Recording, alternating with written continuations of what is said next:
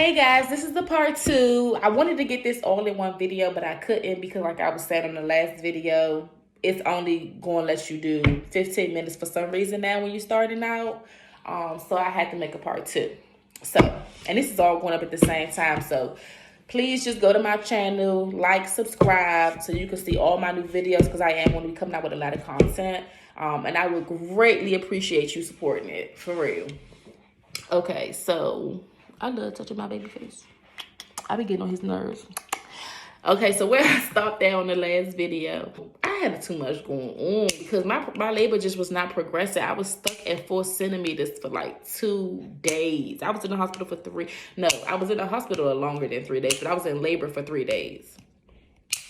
So once that happened, nothing was making me.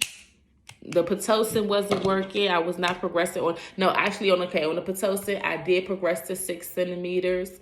But I did not like the Pitocin because he was not reacting well to the Pitocin. At one point, his heart rate had dropped very low, and they all had to rush in there, and I had to like start taking deep breaths to give him more oxygen and like all this stuff. And I ain't like that. I ain't like that at all because I'm not playing with my child's life. No, it's going to be a serious problem, but God had us. I had my cross up in there. God had us, so we was okay.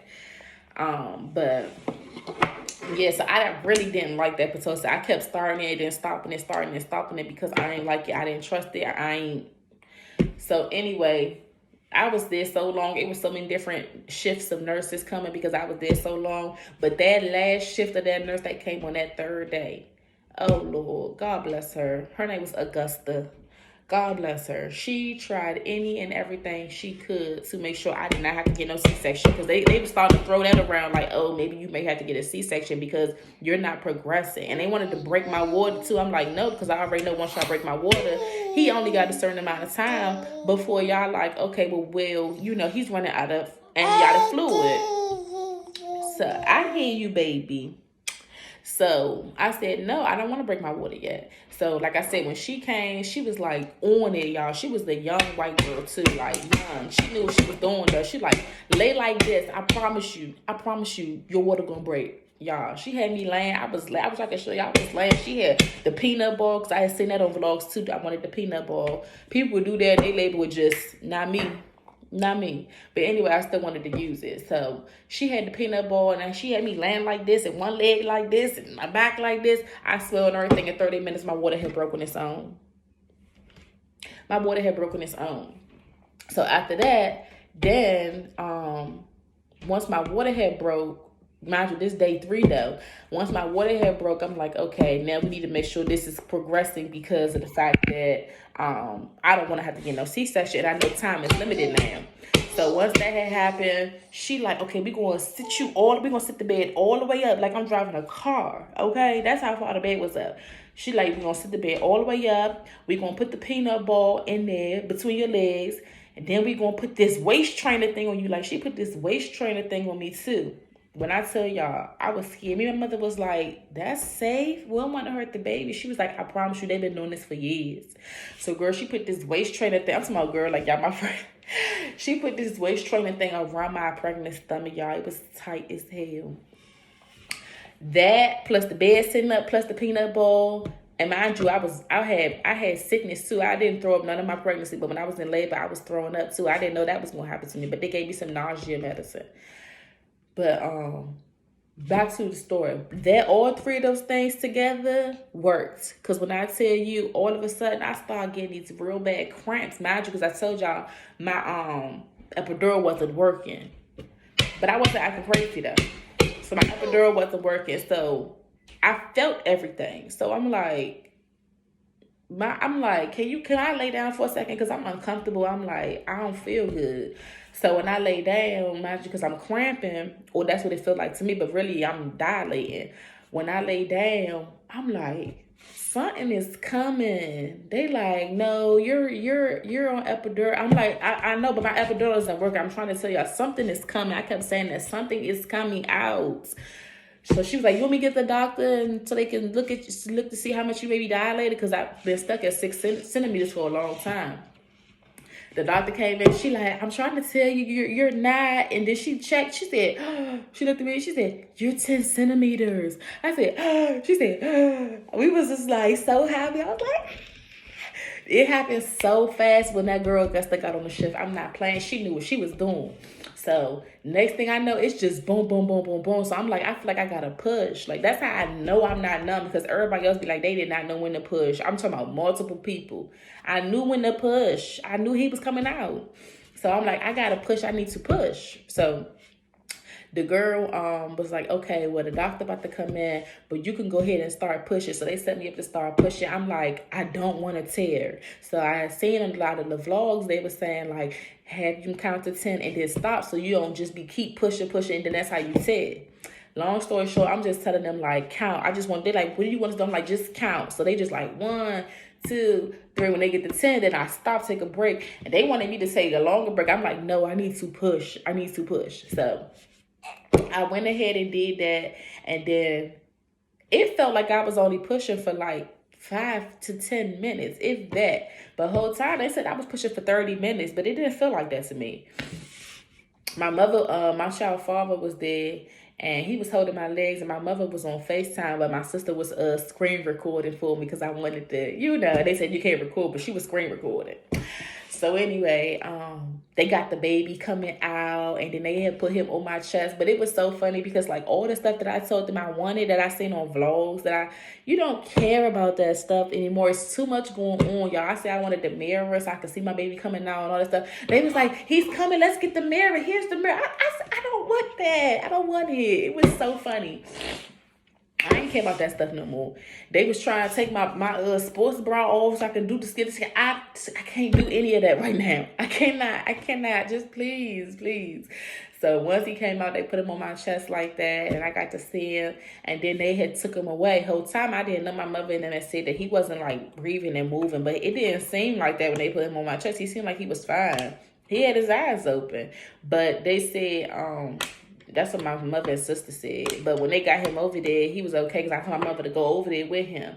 My child father had stayed with me because I actually had sore, so I had to get stitched up. I had second-degree tearing. And again, like I told y'all, I had an epidural, but I wasn't numb. So when they was stitching me up, I felt that. It hurt so bad. It hurt so bad. I was like telling them, like, I can't feel that. It hurts, like, y'all almost done. So she was like, let's get some numbing stuff for her. And I was like, thank you. So once I had got stitched up, oh, baby.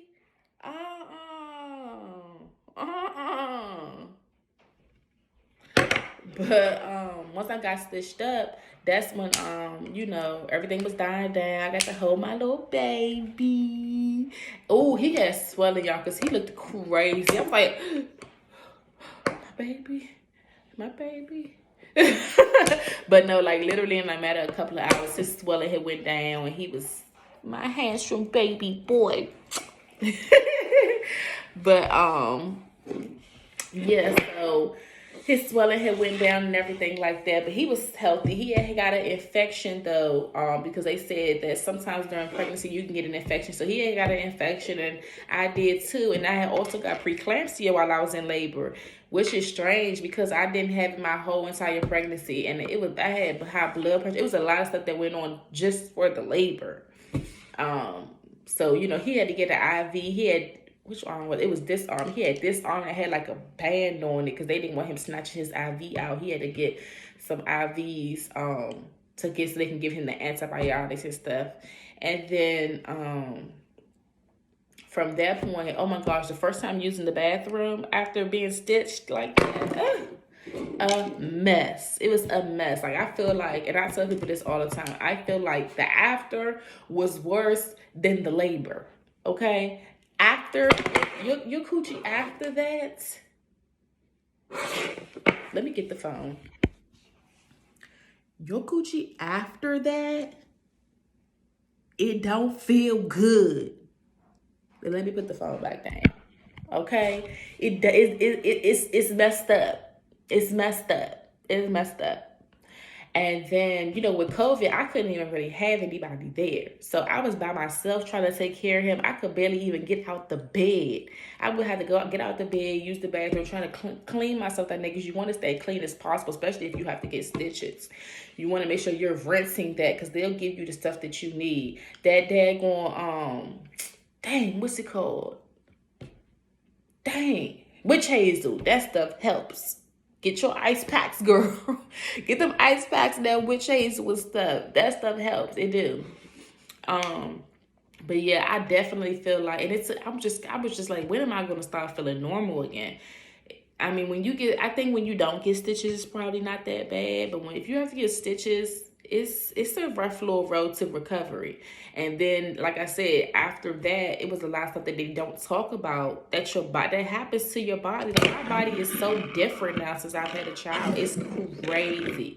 I wouldn't change it for nothing, because I actually want more kids. But it's crazy, really, what your body go through. Like, my hands, when I'm doing my hair and stuff like that, now my hands will lock up. It just locks up so easily. It hurts so bad, like I got arthritis. My body stiffens up so easy now. Like, if I'm laying down for a second, my body will get real stiff, back hurting. Like, it take me a second, I can't even walk.